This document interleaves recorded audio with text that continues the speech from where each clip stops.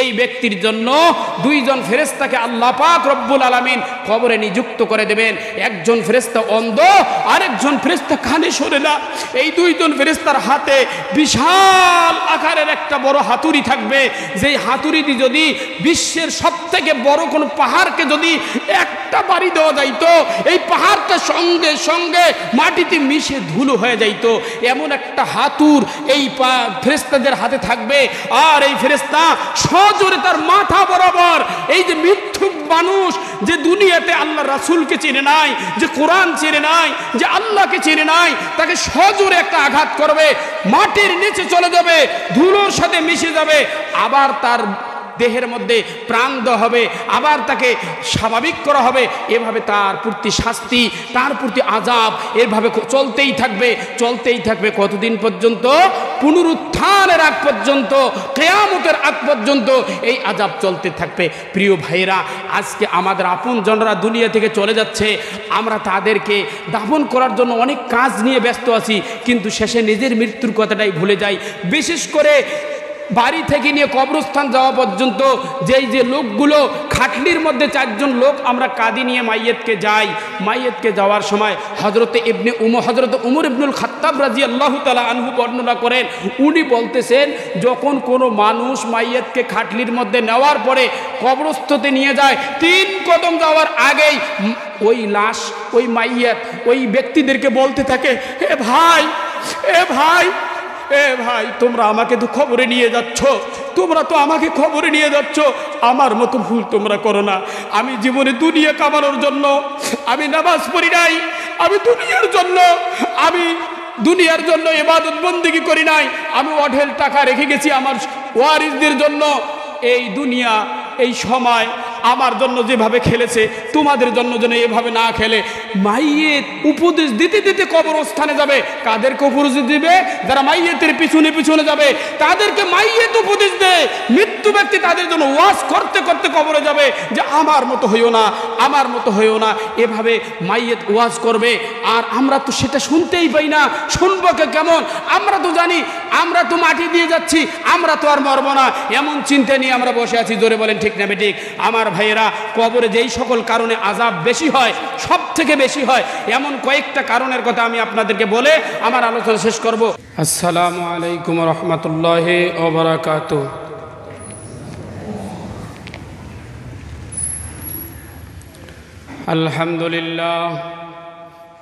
আলহামদুলিল্লাহ নাহমাদুহু ওয়া নাস্তাঈনুহু ওয়া নাস্তাগফির ওয়া নু'মিনু বিহি ওয়া নাতাওয়াক্কালু আলাইহি ওয়া নাউযু বিল্লাহি মিন শুরুরি আনফুসিনা ওয়া মিন সাইয়্যিআতি আ'মালিনা।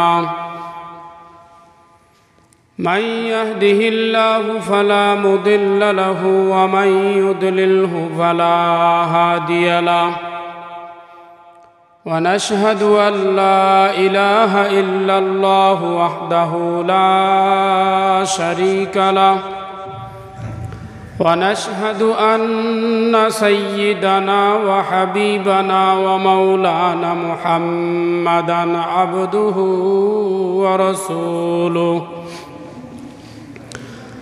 الذي أرسله بالحق بشيرا ونذيرا وداعيا إلى الله بإذنه وسراجا وقمرا منيرا. أما بعد فقد قال الله تعالى في كلامه المجيد والفرقانه الحميد. أعوذ بالله من الشيطان الرجيم. بسم الله الرحمن الرحيم. حتى إذا جاء أحدهم الموت قال رب ارجعون লাআল্লি আ'মালু সালিহান ফীমা তারাকতু কাল্লা ইন্নাহা কালিমাতুন হুয়া কাইলুহা ওয়া মিন ওয়ারাইহিম বারযাখুন ইলা ইয়াউমি ইউবআসুন। আমানতু বিল্লাহ قال رسول الله صلى الله عليه وسلم القبر روضة من رياض الجنة أو حفرة من حفر النار أو كما قال عليه الصلاة والسلام। সকল প্রশংসা হামদ ও সুজুদ আল্লাহ সুবহানাহু ওয়া তাআলার শাহী দরবারে, যে মহান আল্লাহ সুবহানাহু ওয়া তাআলা আমাদেরকে বড় দয়া করে, বড় মায়া করে তার ঘর একরশালী বাজার জামে মসজিদে সলাতুল জুমা আদায় করার জন্যে আসার তৌফিক দান করেছেন। সকলে মোহাব্বতের সাথে কালিমাত শুকুর পড়ছি, বলি আলহামদুলিল্লাহ। কয়েকদিন পূর্বে শীতের তাপমাত্রাটা বৃদ্ধি পেয়েছিল। আল্লাহর অশেষ রহমতে গত শুক্রবার থেকে এই সপ্তাহ পর্যন্ত আবহাওয়া তাপমাত্রা তুলনামূলক হারে অনেকটা ভালো। আমরা গোসল করে পবিত্রতা অর্জন করে মসজিদে আসতে পারলাম। এই আবহাওয়া আমাদের মুওয়াফিক, এজন্য আবারও আমরা শুকরিয়া জানাই, বলি আলহামদুলিল্লাহ। শতকোটি দরুদ ও সালাম বর্ষিত হোক সৈয়দুল আম্বিয়া সরকারে দু আলম রহমত আলম জনাবে মোহাম্মদ আরবি মোহাম্মদ রসুল্লাহ সাল্লাল্লাহু আলাইহি ওয়াসাল্লাম। প্রিয় মুসলিম ভাইরা, যেহেতু জুমার দিন আপনারা জানেন, স্বল্প সময় অত্যন্ত গুরুত্বপূর্ণ কিছু কথা আপনাদের সামনে নিয়ে উপস্থিত হয়েছি। আল্লাহ যদি তৌফিক দান করেন, আমি এই অল্প সময়ের ভিতরে আমাদের অত্যন্ত প্রয়োজনীয় কিছু আলোচনা করার নিয়ত করেছি ইনশাআল্লাহ তাআলা। প্রিয় মুসলিম ভাইরা, আমরা ইতিমধ্যেই এখানে অনেক ভাই আছি, যারা এখানে উপস্থিত আছি, কথা বলেন না, এখানে অনেক ভাই উপস্থিত আছি যে আমাদের মাঝ থেকে অনেকের বাবা মা এই দুনিয়াতে নাই, তারা কবরের বাসিন্দা হয়ে আছে। এমন ভাই আছি না নাই আমরা? আচ্ছা, একটু এই মুহূর্তে যে কয়েকজন বান্দা আমরা আছি, আমাদের মাঝে কি একটু হাত তুলতে পারি? আমরা বাবা মা বা বাবা মার ভিতরে যে কোনো একজনকে কে কে হারিয়েছি? যেমন আমি আছি, কে কে আছি? যে কোনো একজন অথবা দুইজন, এই যে আমরা বাবা মাকে হারিয়েছি, বাস হাত নামান। তো এই যে যখন কোনো মানুষের আপনজন দুনিয়া থেকে চিরবিদায় নিয়ে চলে যায়, যখন কারো মা, কারো বাবা, কারো ভাই, কারো বোন, দাদা দাদি, এই যে আপনজনেরা এই দুনিয়া থেকে যখন চিরবিদায় নিয়ে চলে যায়, যারা আমরা আপনজন তারা কিন্তু কিছু সময়ের জন্য পিতা মাতার সাম্প্রতিক স্মৃতিগুলো আমাদের চোখে ভেসে আসে, হৃদয়টা সে নিয়ে বেকুল হয়ে যায়, দিল থেকে ফুফিয়ে কান্না আসে, চোখ দিয়ে অশ্রু ঝরে। চলে বলেন ঠিক না বেঠিক? বারবার মনে পড়ে।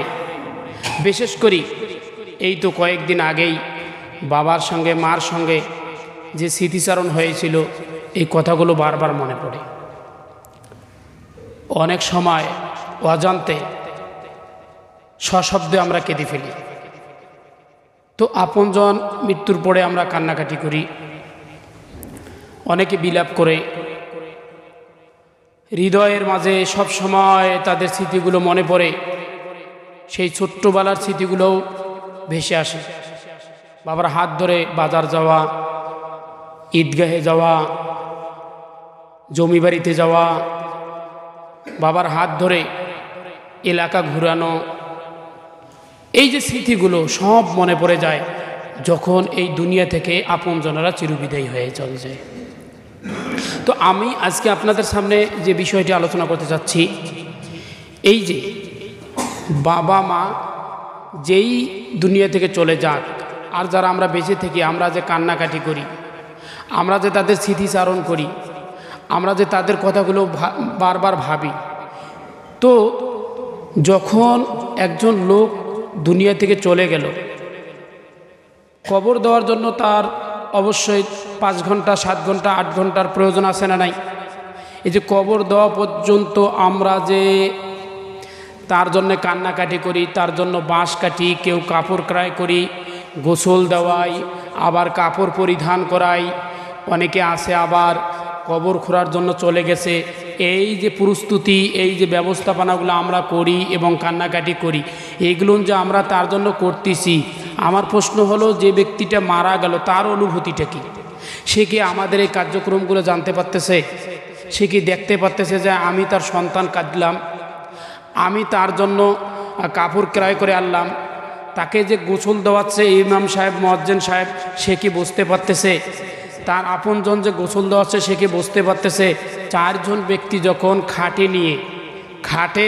খাটের মধ্যে নিয়ে যখন 4 জন পায়চারি করে এই লোকটাকে কবরস্থ পর্যন্ত নিয়ে যায়, এই মাইয়েত, এই লাশটা কি জানতে পারে কারা কারা আমার লাশ কবরে নিয়ে গেছে? আসলে মাইয়েতের অনুভূতিটা কি, এটা আজকে আমি বোঝাবো। আর শেষে যখন আমরা কবরে রেখে আসলাম, কবরে রেখে আসার পরে আমরা কবরে মাটি দেওয়া সম্পন্ন করার পর যখন আমরা চলে আসি, তখন কি মাইয়েতের কি অবস্থা হয়, আর কবরের জিন্দিগিটি বা মাইয়েতের কি অবস্থা হবে? দেখেন, এই বিষয়গুলো নিয়ে সংক্ষিপ্ত আকারে আমি আপনাদের সামনে কিছু কথা বলবো ইনশাআল্লাহ তাআলা। প্রিয় মুসলিম ভাইরা, প্রথমে আমরা আলোচনা করব যে একজন মানুষের মৃত্যুর পরে নিয়ে 100 বছর, লক্ষ বছর, 1000 বছর পর, যতদিন পর কিয়ামত আসুক না কেন, পুনরুত্থানের আগ পর্যন্ত যেই সময়সীমাটা, তার আত্মাটা ইল্লিনে থাক বা সিজ্জিনে থাক, দেহটা মাটিতে কবরে থাক, এই সময়সীমা, এই জগৎটার নাম কোরআন এবং হাদিসের ভাষায় হচ্ছে বারজাকের জিন্দিগি। জোরে বলেন তো, এর নাম কি? বারজাকের জিন্দিগি। যেমন আমরা বর্তমান অবস্থান করছি জীবিত, এই জায়গাটার নাম কি? দুনিয়ার জিন্দিগি। এর আগে একটা জগতে ছিলাম, সেই জায়গাটার নাম কি?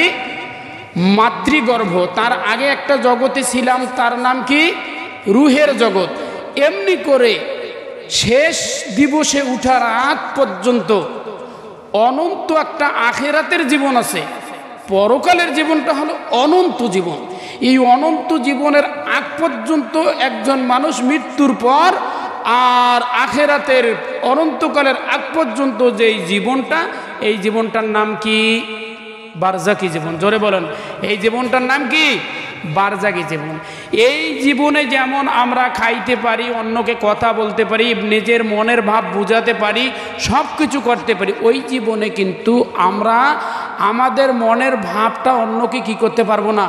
বুঝাতে পারবো না, অন্যকে জানাতে পারবো না যে তুমি আমার জন্য 10টি টাকা মসজিদের মধ্যে দাও, ওই এতিমকে তুমি আমার নামে লালিত পালিত করো, তোমার ফুফুকে যে তুমি ঠগিয়েছো, জমি দেও নাই, সেটা দিয়ে দাও বাবা। এই জিনিসটা বুঝানোর ক্ষমতা থাকবে না কোনো মাইয়েতের, কিন্তু তার বুঝের ক্ষমতা থাকবে। সে সব কিছু শুনবে, সব কিছু দেখবে, সব কিছু বুঝবে। আল্লাহর রাসূল সাল্লাল্লাহু আলাইহি ওয়াসাল্লামের একখানা হাদিস এ ব্যাপারে প্রাণীধনযোগ্য। আল্লাহর রাসূল সাল্লাল্লাহু আলাইহি ওয়াসাল্লামের হাদিসটা হচ্ছে এরকম। ইবনে উমর রাদিয়াল্লাহু তাআলা আনহু বর্ণনা করতেছেন, বদরে যতগুলো কাফের মুশরিকরা নিহত হয়ে গিয়েছিল বদরের ময়দানে, জানেন তো ইসলামের প্রথম যুদ্ধের নাম কি? বদরের যুদ্ধ। এই বদরের যুদ্ধে বিজয় নিয়েছিল কারা? মুসলমানরা। জোরে বলেন, বদরের যুদ্ধ বিজয় কাদের হয়েছিল? মুসলমানদের বিজয় হয়েছিল। অনেক কাফের সেখানে নিহত হয়েছিল। সব মুশরিক আর কাফেরদের লাশগুলো গর্ত করে একটা গর্তের ভিতরে ফালিয়ে রাখা হয়েছিল, সেখানে দাফন করা হয়েছিল। আল্লাহর রাসূল সাল্লাল্লাহু আলাইহি ওয়াসাল্লাম ওই লাশগুলার কাছে যাইয়া উকি মারার মতো করে একটু ঝুঁকাইয়া, মাথাটা ঝুঁকাইয়া তাদের লাশগুলোর সঙ্গে কথা বলতেছেন। কি বলতেছেন? ওয়াজাদতুম মা ওয়া'আদা রাব্বুকুম হাক্কা। নবীজি বলছেন, তোমরা কি পাইছো আল্লাহ যে ওয়াদা করেছিল? যারা সীমা লঙ্ঘন করে, যারা আল্লাহর হুকুমের বাইরে চলে, যারা আল্লাহর কথার অমান্য করে, তাদের জন্য আল্লাহ যে শাস্তির ওয়াদা করেছে সেটা কি তোমরা পাইছো? কাদেরকে বলতেছে নবীজি? জোরে বলেন, কাদেরকে বলতেছে? মুশরিকদের লাশের স্তূপ যে বদরের একটা গর্তে, সেখানে উকি মেরে একটু মাথা ঝুঁকাইয়ে বলতেছে। সাহাবারা জিজ্ঞাসা করলেন, ইয়া রাসূলুল্লাহ সাল্লাল্লাহু আলাইহি ওয়াসাল্লাম, আপনি কাদের সঙ্গে কথা বলতেছেন? সাহাবাদের প্রশ্নের মর্ম হলো, সাহাবারা বোঝাতে যাচ্ছেন, নবীজি এরা তো মারা গেছে, এদের সঙ্গে আপনি কথা বলতেছেন, এরা কি আপনার কথা শুনতেছে? এরা কি জবাব দিবে? আল্লাহর রাসূল সাল্লাল্লাহু আলাইহি ওয়াসাল্লাম বললেন সাহাবাদেরকে, ও সাহাবারা শোনো, তোমাদের সে এরা বেশি শুনতে পায়। জোরে কোন সুবহানাল্লাহ। এরা কি শুনতে পায়? তোমাদের সে এরা বেশি শুনতে পারে, কিন্তু এরা তোমাদেরকে জবাব দিতে পারবে না, আর তাদের জবাব তোমরা শুনতেও পারবে না। তারা কি জবাব দিচ্ছে? তো বোঝা গেল, একজন মানুষ যখন মারা যায়, মারা যাওয়ার পরে তার জন্য যতগুলো আমরা ব্যবস্থাপনা করি, কান্নাকাটি করি, কাপড়ের ব্যবস্থা করি, গোসল করাই, কাফন পরাই, খাটলিতে নেই, কবরে নিয়ে যাই, কবরে নামাই, মাটি দেই, সব কিছু তারা দেখতেছে, সব কিছু বুঝতেছে, কিন্তু তাদের কথাগুলোই শুধু আমরা শুনতেছি না। জোরে বলেন ঠিক না বেঠিক? প্রিয় মুসলিম ভাইরা, মনে রাখেন, এই যে আজকে তাদেরকে আমরা মাটি দিচ্ছি, কবরস্থ করতেছি, দাফন করতেছি, এই মৃত্যু তো একদিন আমাদেরও হবে কি হবে না? জোরে বলেন, হবে কি হবে না? তাদের স্মৃতিচারণ করে আমরা যত কাঁদলাম, যত চিন্তা করলাম, হ্যাঁ, এর সে কি আমাদের তাদের নিয়ে যে কান্নাকাটি, তাদের নিয়ে যে বিলাপ রোনাজারি আমরা করলাম, কিন্তু যারাই মাইয়াতকে গোসল দেওয়াচ্ছে, যারা কাফন পরাচ্ছে, যারা কাঁদতেছে, যারা বাঁশ কাটাকাটি করতেছে, যারা খাট বানাচ্ছে, এদের মনে বোঝা যায় না, এদের দেখলে বোঝা যায় না এরা মারা যাবে। এদের নিজেদের মৃত্যুর চিন্তা এরা করতেছে। জোরে বলেন ঠিক না বেঠিক? নিজেদের মৃত্যুর চিন্তাটা করতেছে না, মাইয়াতকে শুধু দাফন করার জন্য যা যা করা দরকার সেটা নিয়ে ব্যস্ত। একজন মুমিন নিজে যে মারা যাবে এই চিন্তাটা তার মাথায় আসতেছে না, আসলেও কিছুক্ষণের মধ্যে মাথা থেকে চলে যাচ্ছে। আমার প্রিয় ভাইরা, আল্লাহর রাসূল সাল্লাল্লাহু আলাইহি ওয়াসাল্লাম বলেছেন যে, ভাই শোনেন, এ দুনিয়ার ভাইয়েরা শোনো, একরসালিবাসী কবরের যাত্রী আমার বাবু ভাইয়েরা, নবীজি বলছেন, আল কবরু রাউজাতুম মিন রিয়াজিল জান্নাহ আও হুফরাতুম মিন হুফারিন নার। তোমাদের মৃত্যুর পরে যে কবরস্থ করা হবে না, এই কবরটা কারোর জন্যে, এই কবরটা তার জান্নাতের বাগান হবে, আর কারো জন্য এই কবরটা জাহান্নামের একটা গর্ত হবে। যে দুনিয়ার জীবনে আল্লাহর হুকুম আহকাম মেনে, আল্লাহর কথা মতো, নবীজির তরিকা মতো জিন্দিগি যাপন করে এই কবরে আসতে পারবে, তার কবরটা হবে তার জন্য কিসের বাগান? জোরে বলেন আরো, কিসের বাগান? জান্নাতের বাগান হবে। কবরটাই তার জন্য জান্নাত, কবরেই সে জান্নাতি সুখ, কবরেই জান্নাতি শান্তি লাভ করবে। আর যেই ব্যক্তি আল্লাহর হুকুমের অবাধ্য চলবে, আল্লাহর কথা মতো জীবনযাপন করবে না, নাফরমানি করবে, নবীজির তরিকা মোতাবেক নিজের জীবন সাজাবে না, এই ব্যক্তির কবরটাই হবে কি? জাহান্নামের গর্ত। কবরেই জান্নাত, কবরেই জাহান্নাম। হযরতে উসমান রাদিয়াল্লাহু তাআলা আনহু, এই সাহাবীর নাম আপনারা শুনছেন না? জোরে বলেন, এই সাহাবীর নাম শুনছেন না? এই সাহাবী নবীজির চারজন খলিফার মধ্যে অন্যতম একজন, তৃতীয় খলিফা হযরত উসমান রাদিয়াল্লাহু তাআলা আনহু। আরও বলুন তো দেখি, এই সাহাবী নবীজির সঙ্গে কি কোনো সম্পর্ক ছিল? কি সম্পর্ক ছিল? বলেন বলেন, কি সম্পর্ক ছিল? জামাই। নবীজির মেয়েকে উসমানের সঙ্গে বিয়ে দিয়েছিলেন। শুধু একটা মেয়েকে না দুইটা মেয়েকে? এই জন্য উসমানের নামের শেষে বলা হয় জিন নুরাইন, জিন নুরাইন। ডবল নূরের অধিকারী। জোরে বলেন সুবহানাল্লাহ। কিসের অধিকারী? ডবল নূরের অধিকারী। খুব লাজুক সাহাবা ছিলেন, কিন্তু সম্পদশালী, অনেক বড় সম্পদশালী ছিলেন, খুব লাজুক ছিলেন। তো উনি যখন কবরস্থান দিয়ে হেঁটে যাইতো, হাদিসের মধ্যে আছে উনি যখন কোনো কবরস্থানদের পাশ দিয়ে হেঁটে যাইতো, তো ওনাই এত বেশি ক্রন্দন করতেন, এত বেশি কাঁদতেন, এত বেশি কাঁদতেন। হাদিসের মধ্যে আছে ওনার চোখের পানি দ্বারা ওনার দাড়ি মুবারক ভিজে যেত, ওনার বুক ভেজে যেত, এত বেশি ক্রন্দন করতেন। একদা সঙ্গী সাহাবীরা জিজ্ঞাসা করছেন, আমির আল মুমিনিন, হে খলিফাতুল মুসলিমিন উসমান, আমরা তো আপনাকে জাহান্নামের আযাবের কথা যখন বর্ণনা হয়, জান্নাতের কথা যখন বর্ণনা হয়, জান্নাত ও জাহান্নাম, পরকাল এবং হাসর, এই সমস্ত আলোচনায় এত কান্না আপনারে দেখি না। জাহান্নামের ভয়ে, জাহান্নামের ডরে এত কান্না তো আপনাকে দেখি না, কিন্তু আপনি কবরের পাশ দিয়ে গেলে এত কাঁদেন কেন বেশি? তখন উসমান গনি রাদিয়াল্লাহু তাআলা আনহু আল্লাহর রাসূলের ওই হাদিস দিয়ে সাহাবাদেরকে জবাব দিয়েছিলেন, قال القبر أول منازل الآخرة। আল্লাহর রাসূল সাল্লাল্লাহু আলাইহি সাল্লাম বলেছেন, কবর হচ্ছে আখিরাতের প্রথম মঞ্জিল বা প্রথম ঘাঁটি। জোরে বলেন, কবর কি? আখিরাতের প্রথম ঘাঁটি। উসমান রাদিয়াল্লাহু তাআলা আনহু বলছেন, ও সাহাবারা, তোমরা কি শোনো নাই? আল্লাহর রাসূল সাল্লাল্লাহু আলাইহি ওয়াসাল্লাম বলেছেন, কবর হচ্ছে একজন মানুষের আখিরাতের জীবনের প্রথম ঘাঁটি। যেই মানুষের এই প্রথম ঘাঁটিটা সহজ হবে, যার হিসাব নিকাশ আসান হবে, তার পরবর্তী জীবনের প্রত্যেকটা ধাপে তার জন্য সহজ করে দেবেন একজন। তিনি কে? জোরে বলেন, তিনি কে? আল্লাহ। আর যেই ব্যক্তির এই প্রথম ঘাঁটি কবরটা কঠিন হবে, এই কবরটা তার জন্য করা হবে, এই কবরটা তার জন্য যদি খুব সংকীর্ণ কঠিন হয়ে যায়, তার পরবর্তী প্রত্যেকটা ধাপে, সেটা ফুলসিরাত বলেন, সেটা হাসরের মাঠ বলেন এবং জাহান্নাম বলেন, সব ঘাটে ঘাটে জীবনের প্রত্যেকটা সেক্টরে তার জন্য কঠিন করে দেবেন একজন। তিনি কে? উসমান বলে, সাহাবারা, যেহেতু কবর জীবনের প্রথম ঘাঁটি, আর এখানে সহজ হইলেই আল্লাহ পাকের কাছে আশা করা যায় আমার অনন্ত জীবনও কি হবে? সুখের হবে, অনন্ত জীবনও শান্তির হবে, আমার জন্য পরবর্তী হিসাব নিকাশও সহজ হবে। আর এখানে কঠিন হলে যেহেতু কঠিন হবে, এজন্য কবরের পাশ দিয়ে যখন উসমান গনি রাদিয়াল্লাহু তাআলা আনহু যাইতেন, এত বেশি কাঁদতেন, এত বেশি কাঁদতেন, ওনার দুই চোখ দিয়ে পানি পড়তে পড়তে দাড়ি মুবারক ভেজে যেত। আমার ভাইরা, কবর এমন একটি ঘর, এই কবর বলতেছে, প্রত্যেক দিন এই কবর আমাদের প্রত্যেকটা মুমিন মুসলমানদেরকে ডাকতেছে, আপনাকে ডাকতেছে, আমাকে ডাকতেছে, কবর ডাকতেছে, আর বলতেছে যে শোনো কোরসালিবাসী, হে কবরের যাত্রী, আমার ভাইরা, তোমরা শোনো, তোমরা যে আমার কবরকে আসতেছো, আমার ঘরে আসতেছো, একটু হিসাব কিতাব করে আসো।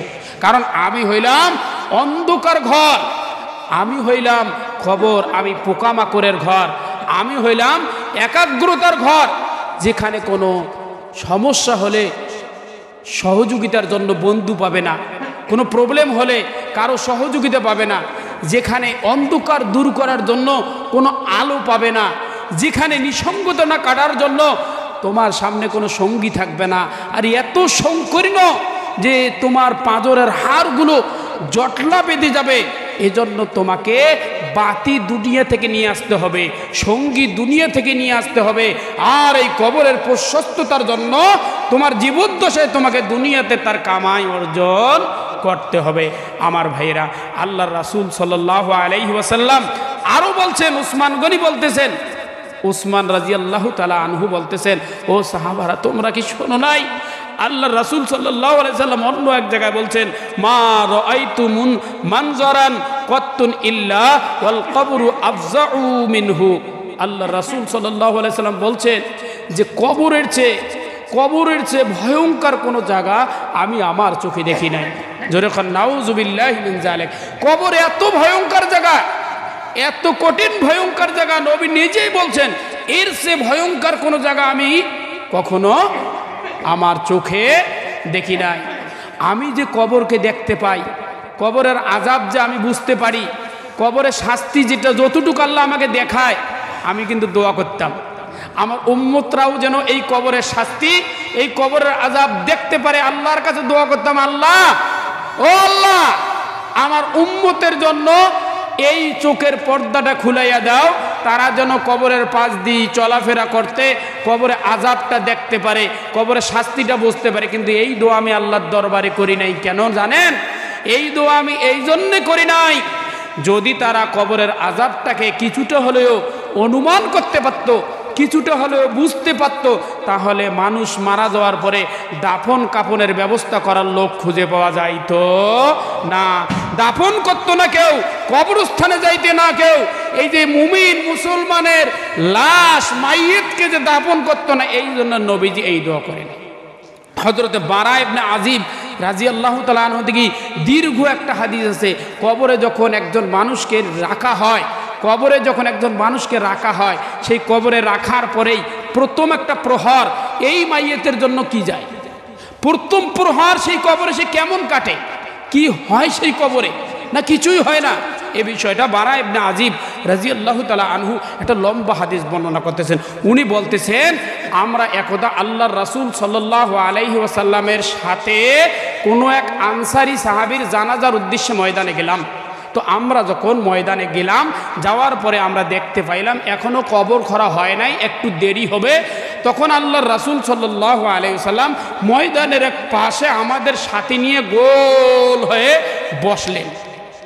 আমরা এত চাতক পাখির মতো সবাই গোল হয়ে নবীজির দিকে তাকিয়ে রইলাম, নবীজির কথা শোনার জন্য চাতক পাখির মতন তাকিয়ে আছি। মনে হয় আমাদের মাথার উপরে আসমান থেকে কোনো পাখি এসে বসে আছে, আর পাখি ভাবতেছে এটা কোনো মানুষ নয়, এটা একটা গাছের ডালে আমি বসে আছি। সুবহানাল্লাহ বলেন না? নবীজির কথাগুলো তারা কোন ধ্যানে, কোন মানে সাহাবারা শুনেছেন এই হাদিস সেটা প্রমাণ করতেছে। আজকে আমরা যখন কোনো বয়ান করি, আমরা যখন মাহফিলে যাই, বড় বড় শায়েখরা বড় বড় মাহফিলের মধ্যে আসে, এই শায়েখদের আলোচনা চলছে কোরআন হাদিস থেকে। আমাদের বেয়ারা এই যুবকদের মধ্যে, আমাদের অনেক বৃদ্ধ বাবাজিদের ভিতরে এমন বেয়ারা দেখি, কোরআনের অবমাননাকর অবস্থা সৃষ্টি করে দিই আমরা এই ওয়াজ মাহফিল যাওয়ার পরেও বিভিন্ন দোকানে যাইয়া সিগারেট টানি কি টানি না, জোরে বলেন টানি কি টানি না, বন্ধু বান্ধবদের নিয়ে আমরা আড্ডা দেই, পান চাবাই, ঘুরে ফেরা করি, অথচ কোরআনের আলোচনা চলছে। মসজিদের ভিতরে চার দেওয়ালের ভিতরের একটা জায়গা, এইখানে যখন ইমাম সাহেব কিছু কথা বলে, ইমাম সাহেবকে এই কথাগুলো তার গোষ্ঠী, তার বংশ, তার পিতা মাতা আপনজনদের আলোচনা করে নাকি? আমি কি কখনো বলেছিলাম আমাদের জমি কতগুলো আছে, আমার বাবা কেমন বংশের লোক ছিল, আমার বাবা কতটুকু হায়াত পেয়েছিল, আমার এলাকাবাসীর কি পরিস্থিতি, এই কথাগুলোকে আমি কখনো বলেছিলাম? বলেছি তো বলেছি, যেটা সেটা কোরআন ও হাদিসের কথা বলেছি।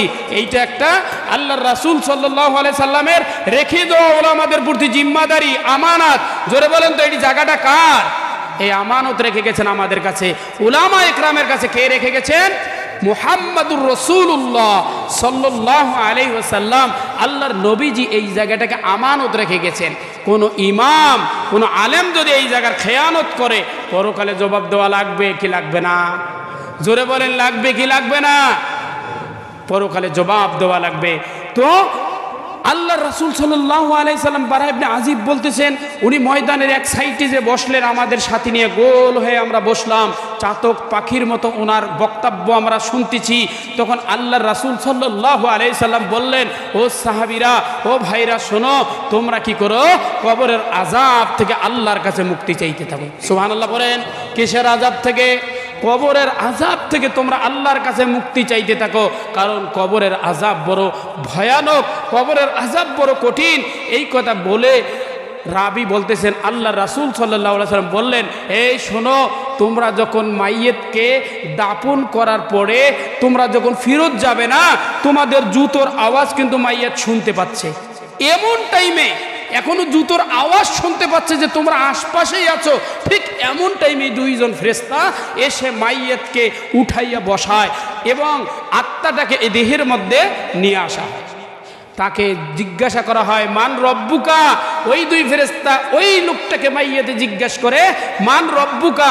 সে জবাব দেয়, রব্বি আল্লাহ, আমার প্রভুকে আল্লাহ আমি পৃথিবীতে যখন জীবনযাপন করেছিলাম, পৃথিবীতে যখন আমি চলাফেরা করেছিলাম, আমার অনেক বিপদ আপদ বালা মুসিবত যত সমস্যা যাক না কেন, আমি সৃষ্টিকর্তা একমাত্র আমার পালনকর্তা, আমার লালনকর্তা, আমার সৃষ্টিকর্তা, আমার জীবনদাতা, আমার সুখদাতা, আমার সুবিধাদাতা, সব কিছুকে মেনে নিয়েছিলাম। কাকে?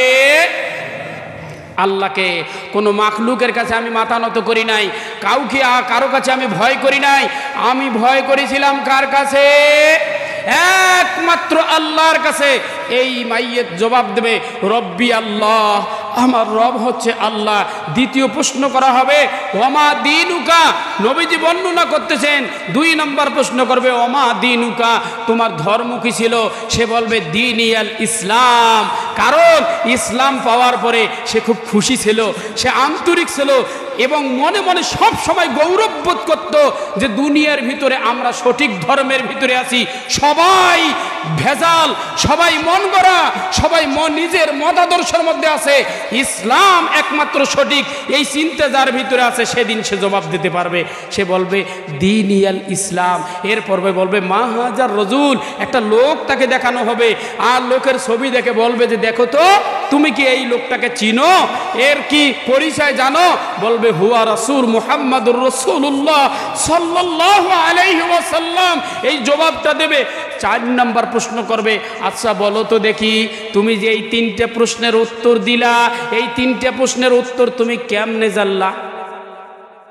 এটা কয় নম্বর প্রশ্ন হবে? 4 নম্বর প্রশ্ন হবে। এই 3টে প্রশ্নের উত্তর তুমি কেমনে জানলা? ফেরেশতারাই জিজ্ঞাসা করবে। তখন সে বলবে কেন, আমি তো দুনিয়ার জীবনে আল্লাহকে আমার রব হিসেবে, ইসলামকে দিন হিসেবে, মুহাম্মদকে আমার নবী হিসেবে পেয়ে আমি খুব গর্বিত ছিলাম, আমি খুব খুশি ছিলাম। আল্লাহর রাসূলের হাদিস আর আল্লাহর দেওয়া কোরআন আমাদেরকে সে কথা বলেছে, আমরা সেটা শুনে খুব আন্তরিক ছিলাম। এখান থেকে তো আমি জেনেছি। জোরে কোন সুবহানাল্লাহ ওয়া বিহামদি। কে পারবে? কে পারবে? যারা আজকে মুসলমানদের কথা বললে, কোরআনের কথা বললে, হাদিসের কথা বললে, যাদের গায়ে জ্বর আসে, যাদের প্রেশার বেড়ে যায়, হ্যাঁ, যারা ইদিক সিদিক বলে, অনেকে বলে যে হুজুরেরা রাজনীতি করে, রাজনীতির কথা বলে, আমার মাথা বুঝে খাটে না, আমি কি বলবো। আরে রাজনীতিটা হুজুর কোথার থেকে করে? রাজনীতি কোনো ইমাম সাহেব কি মেম্বারির দাঁড়াইছিল? কথা বলেন, কোন ইমাম সাহেব মেম্বারি? আমি কি এইবার মেম্বারিতে দাঁড়াবো এই এলাকায়? আমি যদি মেম্বারিতে না দাঁড়াই তাহলে তোমার ভোটের আমার দরকার আছে? কথা বোঝে না। তোমাদের ভোটের কি আমার দরকার আছে? আমি চেয়ারম্যানের দাঁড়াবো? আরে যদি আমি মেম্বারি আর চেয়ারম্যানের দাঁড়াই, কথা দিলাম আমি নিয়মতি আগে ছেড়ে দেবো, এটা কথা দিলাম। যদিও দাঁড়াই কখনো আমি চেয়ারম্যানিতে মেম্বারিতে দাঁড়াই, তার আগে আমি তোমাদের সবাইকে ডাক দিয়ে বলবো আমাকে ইস্তফা দেন, আমি লিখিতভাবে এখান থেকে ইমামতি থেকে বাদ দেবো। আরে যেহেতু আমি ইমামতি করি, এটা তো বুঝতে হবে আমি চেয়ারম্যানিও করবো না, মেম্বারিও করবো না, এমপি মন্ত্রী তো দূরের কথা। কথা ঠিক নেবে ঠিক? তাহলে আমি কেন রাজনীতি করব? আমি কেন রাজনীতি করব? তবে কথাটা যদি তোমার কাছে রাজনীতি মনে হয় তাহলে মনে করো ইমাম সাহেব কোরআনের কথা বলছে।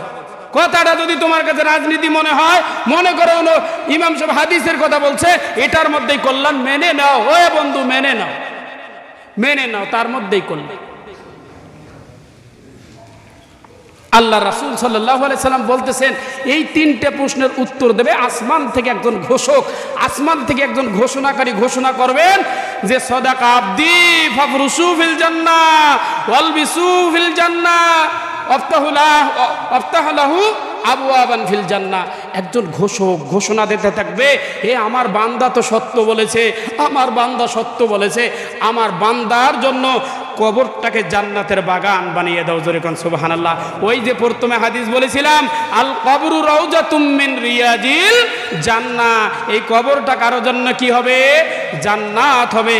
আমার বান্দার বিছানাটা জান্নাতি বিছানা বানাইয়া দাও, আমার বান্দার কবরটাকে অনেক প্রশস্ত করে দাও, আর আমার বান্দার কবরের সাথে জান্নাতের একটা দরজা সৃষ্টি করে দাও, দরজা খুলে দাও, বান্দা কবর থেকে জান্নাত পরিলক্ষিত করতে পারবে। জোরে কোন সুবহানাল্লাহ। ঠিক তদ্রূপ আবার কিছু মানুষ আছে যাদেরকে এই প্রশ্নগুলোই করা হবে, মান রব্বুকা, সে আফসোস করবে আর বলবে যে না, আমি দুনিয়াতে সেকুলারিজম, দুনিয়াতে জাতীয়তাবাদ, দুনিয়াতে ধর্মনিরপেক্ষ এই রাজনীতি করতে করতে করতে করতে আমি যে মুসলমান এই কথাটাই এক সময় ভুলে গিয়েছিলাম। জোরে বলেন ঠিক না ঠিক? হাইরে রাজনীতি, আমি আওয়ামী লীগ করি, আমি বিএনপি করি, আমি জাতীয় পার্টি করি, আমি যা করি করি, এইটা করতে করতে করতে করতে করতে করতে আওয়ামী লীগের ছোট লিডার থেকে বড় লিডার, বড় লিডার থেকে তার বড় লিডার, বিএনপি ছোট থেকে বড়, বড় থেকে বড়, একদম কেন্দ্রীয় পর্যায়ের লিডার হয়ে গেলাম। এই লিডার হওয়া হইতে, নেতা বড় হইতে মিলতে, এমপি মন্ত্রী হইতে হইতে এক সময় ভুলেই গেলাম আমি মুসলমান। জোরে বলেন ঠিক না ঠিক? মুসলমান কথাটাই খেয়াল থাকে না, আমি যখন মুসলমান এই ভাষাটাই তার খেয়াল থাকে না। এই ব্যক্তিও কি জবাব দিতে পারবে? এই ব্যক্তিও কি জবাব দিতে পারবে? এই ব্যক্তি আফসোস করবে, চোখ দিয়ে আর কান্নাকাটিও লাভ নাই, আফসোস করবে। যখন বলবে মা দিনুকা, সে দিনের কথাও বলতে পারবে না। আল্লাহ রাসূলকে যখন দেখানো হবে, আল্লাহ রাসূল সাল্লাল্লাহু আলাইহি ওয়াসাল্লামকে চিনবে না। হুয়ার কে সে? কখনো সত্যি দেখে নাই, তার কথা তো শুনে নাই, কারণ তার সুন্নাত তো তার বডির মধ্যে ছিল না। আজকে যখন আমরা টুপি পরতেছি, কেন পরতেছি বন্ধু? আমরা টুপি তো পরতেছি এই জন্য, এই টুপি তো নবীজি পরেছিল, হৃদয়ের ভিতরে নবীজির কথাটা অঙ্কন হলো কি হলো না? আমরা যখন দাড়ি রাখতেছি, কেন রাখতেছি? এই দাড়ি তো নবীজি রেখেছিল, হৃদয়ের ভিতরে নবীজির কথাটা অঙ্কন হলো কি হলো না? আমরা যখন লম্বা লেবাস পরতেছি, কেন পরতেছি?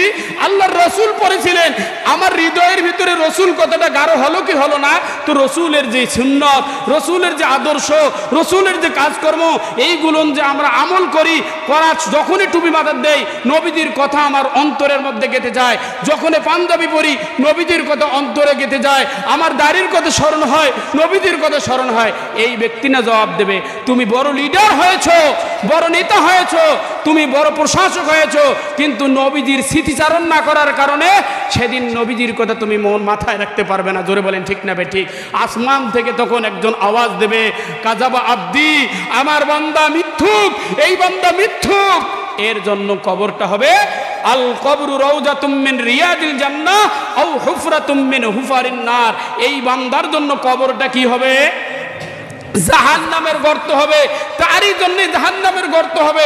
সেই জাহান্নামের মতো তার কবরটা সংকীর্ণ হবে, অন্ধকার আচ্ছন্ন হবে। আর কবরকে বলা হবে যে কবর, দুই দিকের মাটি তুমি আস্তে আস্তে সরে আসো। তাকে চাপ দেওয়া শুরু করবে, চাপ দিতে দিতে, হাদিসের মধ্যে আছে, লম্বা করার সময় নাই, টাইম হয়ে গেছে, চাপ দিতে দিতে দিতে দিতে বলা হয় যে পাঁজরের দুই পাশের যে হাড্ডিগুলো আছে, বাতাগুলো আছে, এক পাশের বাতাগুলো অপর পাশের বাতার কাছে যাইয়া কঙ্গনের মতন ঢুকে যাবে, মরমর শব্দ হয়ে যাবে। আল্লাহ রাসূল সাল্লাল্লাহু আলাইহি সাল্লাম বলবে, এই ব্যক্তির কথা এখানে শেষ নয়, এই ব্যক্তির জন্য দুইজন ফেরেশতাকে আল্লাহ পাক রব্বুল আলামিন কবরে নিযুক্ত করে দেবেন। একজন ফেরেশতা অন্ধ, আরেকজন ফেরেশতা কানে শোনে না। এই দুইজন ফেরেশতার হাতে বিশাল আকারের একটা বড় হাতুড়ি থাকবে, যেই হাতুড়িটি যদি বিশ্বের সবথেকে বড় কোনো পাহাড়কে যদি একটা বাড়ি দেওয়া যাইতো, এই পাহাড়টা সঙ্গে সঙ্গে মাটিতে মিশে ধুলো হয়ে যাইতো। এমন একটা হাতুর এই ফেরেশতাদের হাতে থাকবে। আর এই ফেরেশতা সজোরে তার মাথা বরাবর এই যে মিথ্যুক মানুষ, যে দুনিয়াতে আল্লাহ রাসূলকে চিনে নাই, যে কোরআন চিনে নাই, যে আল্লাহকে চিনে নাই, তাকে সজোরে একটা আঘাত করবে, মাটির নিচে চলে যাবে, ধুলোর সাথে মিশে যাবে। আবার তার দেহের মধ্যে প্রাণ দেওয়া হবে, আবার তাকে স্বাভাবিক করা হবে। এভাবে তার প্রতি শাস্তি, তার প্রতি আযাব এভাবে চলতেই থাকবে, চলতেই থাকবে। কতদিন পর্যন্ত?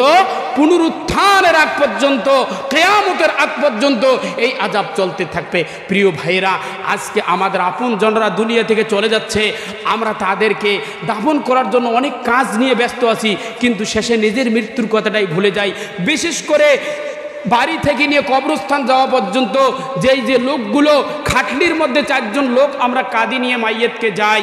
মাইয়েতকে যাওয়ার সময় হজরত উমর ইবনুল খাত্তাব রাদিয়াল্লাহু তাআলা আনহু বর্ণনা করেন, উনি বলতেছেন, যখন কোনো মানুষ মাইয়েতকে খাটলির মধ্যে নেওয়ার পরে কবরস্থতে নিয়ে যায়, 3 কদম যাওয়ার আগেই ওই লাশ, ওই মাইয়েত ওই ব্যক্তিদেরকে বলতে থাকে, হে ভাই, এ ভাই, এ ভাই, তোমরা আমাকে তো খবরে নিয়ে যাচ্ছ, তোমরা তো আমাকে খবরে নিয়ে যাচ্ছ, আমার মতো ভুল তোমরা করো না।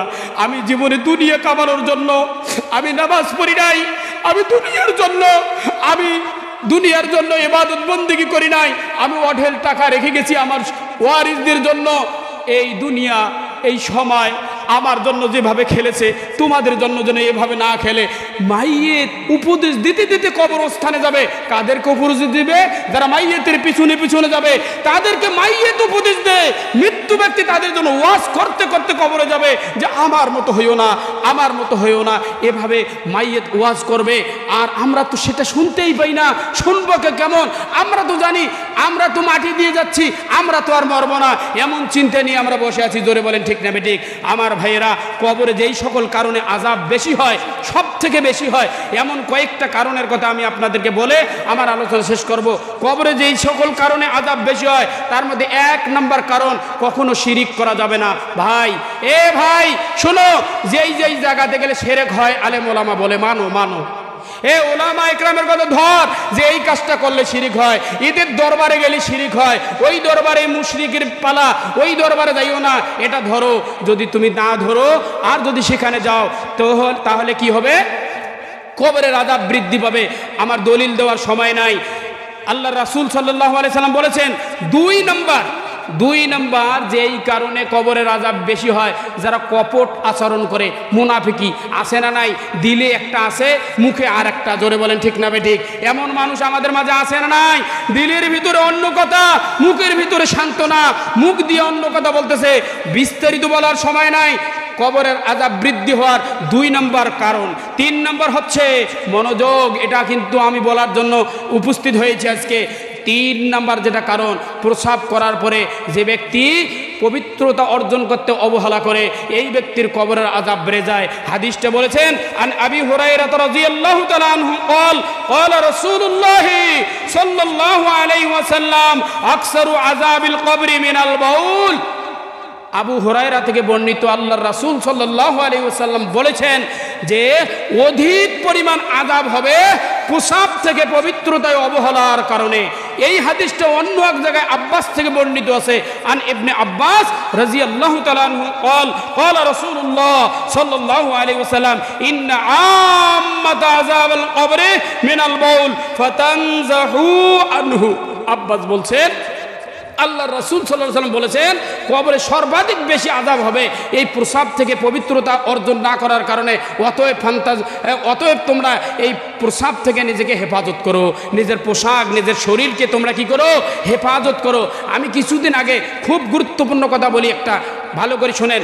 এই যে আপনার বাংলা বাজারে একটা ওয়াজ মাহফিল হলো গত 8 তারিখে আবরারুল হক আসিফের মাহফিলে। আমি মাহফিলটাতে গিয়েছিলাম। মাহফিলেতে যাওয়ার পর দিনের বেলা মাহফিল, মাগরিবের আগে শেষ হলো। আমি যেই জায়গাতে মোটরসাইকেল রেখেছি পাশেই, মাহফিলের খুব কাছাকাছি পাশেই, তো ওখানে মোটরসাইকেলটা নেওয়ার জন্য আমি গেলাম। দেখতেছি যে পাশে এক ভাই ওয়াজ শুনতে গেছিল, মাথায় এখনো টুপি আছে, যুবক ছেলে। কেমনে যে বলবো আমি, এটা আমি বুঝতেই পারতেছি না। যুবক একটা ছেলে, অনেক বড় যুবক, দাঁড়িয়ে আমার পাশে প্রস্রাব করতেছে। শুনতে গেছে কেউ, তাই ওয়াজ শুনতে গেছে, আসিফ হুজুরের ওয়াজ শোনার জন্য ময়দানে গেছে। ওয়াজ শোনা শেষ হয়েছে, দাঁড়িয়ে প্রস্রাব করতেছে। সচক্ষে আমি দেখেছি। আমি চাইলে ওটা ভিডিও করতে পারতাম, কিন্তু কারো কোনো মুমিনের সম্মানে আঘাত করা ব্যক্তিগতভাবে, এটা আমাকে ইসলাম শিখায় নাই। আমার উস্তাদ এটা আমাকে শিখায় নাই, যার কারণে আমি ভিডিওটা করি নাই। আমি কিন্তু ভিডিও করতাম মাহফিলের পাশেই। তো এই যে অবস্থা, তো 3 নম্বর কারণ হচ্ছে প্রস্রাব থেকে নিজে হেফাজত করতে হবে। ওই হাদিসের আরেক অংশে আছে বিন্নামিমা, চুগলখুরি যারা করে তাদের কবরের আযাব কি হবে? বেশি হবে। চুগলখুরি করলে কবরের আযাব বেশি হবে। আর একটা কথা বলি, 4 নম্বর, কোনো ব্যক্তি যদি 5 নম্বর কোনো প্রাণীকে আটকে রেখে শাস্তি দেয়, কোনো প্রাণীকে, আপনি বিড়াল, কুত্তা ইত্যাদি ইত্যাদি যে কোনো প্রাণী, হিংস্র প্রাণী হোক, তাকে আপনি বেঁধে রাখছেন, খাইতে দিচ্ছেন না, চলতে দিচ্ছেন না, উঠতে দিচ্ছেন না, ক্ষুধায় তৃষ্ণায় তাকে আহার নিদ্রা করে মেরে ফেলতেছেন। এই কষ্ট দিয়ে মারা এই ব্যক্তির কবরের আযাব বৃদ্ধি পাবে। হাদিসের মধ্যে আছে একজন মহিলাকে কবরে শাস্তি দেওয়া হচ্ছে। আল্লাহ রাসূল মেরাজ থেকে এসে বলেছেন যে ওই মহিলাটার দোষ কি ছিল? ওই মহিলাটা একটা বিড়ালকে বেঁধে রাখছিল, বিড়ালটাকে খাদ্যও দেয় নাই, পানিও দেয় নাই। কিছুদিন থাকার পরে ওই বিড়ালটা দুনিয়া থেকে চলে গেছে। এই বিড়ালকে এইভাবে আটকে রেখে শাস্তি দেওয়ার কারণে এই মহিলার জাহান্নামে, এই মহিলার কবরে শাস্তি হচ্ছে। এমন অনেক কারণ আছে। আর শেষ কথা বলি, কবরের আযাব থেকে সবাই আমরা মুক্তি পেতে চাই কি চাই না? জোরে বলেন, চাই কি চাই না? কারা কারা চাই একটু আল্লাহর রাস্তায় হাত উঠান তো। আল্লাহ পাক আমাদের সবাইকে কবরের আযাব থেকে মুক্তি দান করুন, আমিন। আল্লাহ সবাইকে এই পরিস্থিতি থেকে, অন্ধকার, পোকামাকড়ের ঘর, এই গর্ত থেকে, আমাদের এর কঠিনতা থেকে সবাইকে হেফাজত করুন, আল্লাহুম্মা আমিন। হাত নামান। দুটা সবক নিয়ে বাড়িতে যাবেন আজকে। কয়টা সবক? দুটা সবক। আরও সবক আছে, আমি আজকে দুটা সবক দিচ্ছি আপনাদেরকে। এই দুটা সবক নিয়ে যান বাড়িতে। 1 নম্বর সবক, একটা দোয়া আছে, দৈনন্দিন পাঠ করবেন। পড়বেন দোয়াটা, আমি সংক্ষিপ্তভাবে পড়ি। আল্লাহুম্মা পড়েন, আল্লাহুম্মা ইন্নী আউযু বিকা মিন আযাবি জাহান্নাম ওয়া আউযু বিকা মিন আযাবিল কবর ওয়া আউযু বিকা মিন ফিতনাতিল মাসিহিদ দাজ্জাল ওয়া আউযু বিকা মিন ফিতনাতিল মাহইয়া ওয়াল মামাত। এটা হলো পূর্ণ দোয়া। যদি আপনি শুধু কবরের আযাবের জন্য আলাদা করে পড়েন তাহলে আল্লাহুম্মা ইন্নী আউযু বিকা মিন আযাবিল কবর। আবার পড়েন, আল্লাহুম্মা ইন্নী আউযু বিকা মিন আযাবিল কবর, আল্লাহুম্মা ইন্নী আউযু বিকা মিন আযাবিল কবর। কয়টা গেল? একটা আমল গেল। এই দোয়াটা প্রতিদিন করবেন। আল্লাহ চাহে তো কবরে আযাব হবে না।